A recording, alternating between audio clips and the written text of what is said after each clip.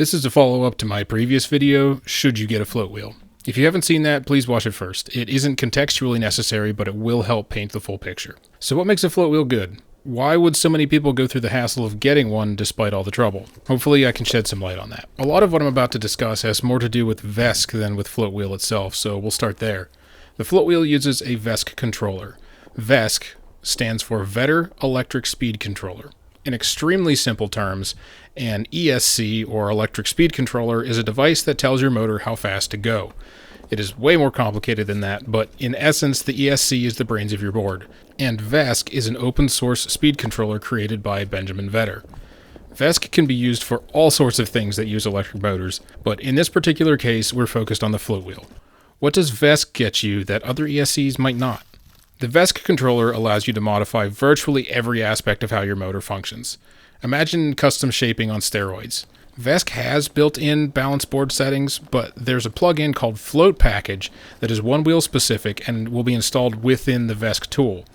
The user interface is a little more daunting, but once you get a feel for it, you can really tweak things to get them exactly how you like. I like my board to feel tight and responsive, similar to Delirium or Apex shaping on future motion boards. I bumped my angle P up to 29, increased my braking response, and decreased turn tilt back to 2. I've linked the Float Package cheat sheet in the video description so you can get an idea of all the things that you can tweak. This does, however, give you the ability to screw things up. The Vesc app will allow you to create profiles that are unrideable. During my initial board setup, Tony recommended setting the max motor current to 100 amps. In a more recent video, he bumped that up to 120 amps. I went into my Vesc app and changed my motor current max and max brake to 120 amps. What I didn't change was the absolute maximum current for the motor, which was set just under 120 amps. Max current and absolute max current are two different things. Absolute max current allows the current to briefly spike above your max current. This caused the Vesc to stop powering the motor during a hill climb. Even though the current was well within safe limits, my incorrect settings in the app caused the board to quit on me. My ABS max current is now correctly set to 180 amps. With great power comes great nosedives if you aren't careful. Fortunately, I was able to run this one out, and I came away uninjured with the board still intact. So, how did I know I had a fault on that hill climb? Logs. One of my favorite aspects of Vesc is logging. You can enable logging in the Vesc app or in Floaty for Android or Float Control for iOS. For this particular ride, I was using Floaty, and you can see the fault code and all the details here. Now, check out these logs. Can you guess what happened here?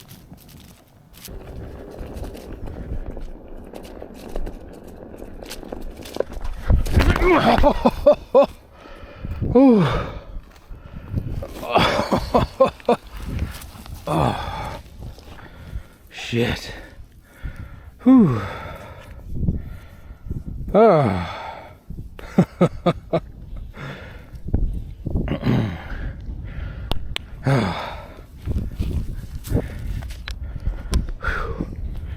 A poorly timed jump over a root sent me flying, easily my biggest crash yet.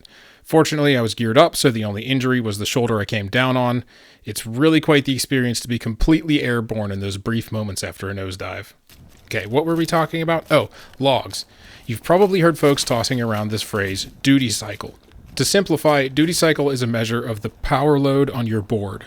When your board is sitting idle, your duty cycle is near 0. When your board is going as fast as it possibly can with its current payload, your duty cycle is near 100. This is information that you can't get on a future motion controller, but it is extremely useful to know, especially for speed junkies. Pushback is the only indicator on my XR that I'm nearing the limits of my board.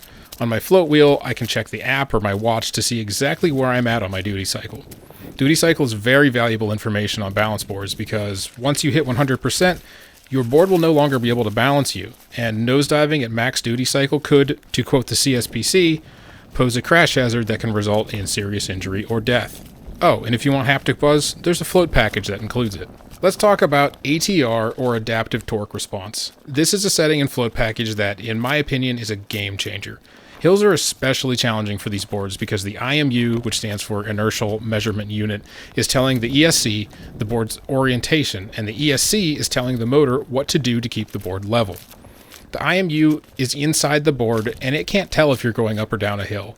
This creates some potentially problematic scenarios. My previous worst accident was on my XR. I was attempting to ride a steep downhill. You can't brake on one of these boards if the hill is too steep to let you lean back.